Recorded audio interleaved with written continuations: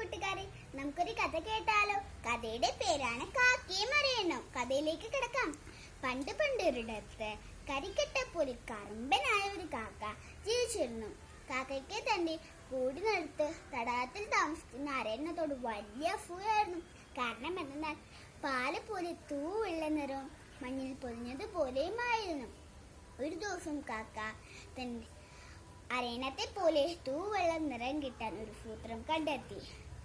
അരയണ്ണത്തെ പോലെ തടാകത്തിൽ താമസിച്ചാൽ തനിക്കും തൂവെള്ള നിറം കിട്ടുമെന്ന് ആ മണ്ടൻ കാക്ക വിചാരിച്ചു.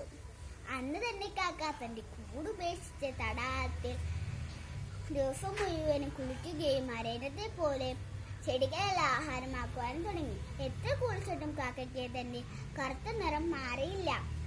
മാത്രമല്ല, തടാകത്തിലെ ചെടികളെല്ലാം ആഹാരമാക്കാൻ തുടങ്ങിയത് കൊണ്ട് കാക്ക ക്ഷീണിച്ച് അവശനായി തീർന്നു. ഒരു ദിവസം കാക്ക ചത്തുപോയി. കുട്ടികളെ, എന്റെ ഗുണപാഠം എന്താണെന്ന് വെച്ചാൽ സ്വഭാവം മാറിയാൽ പ്രകൃതം മാറില്ല.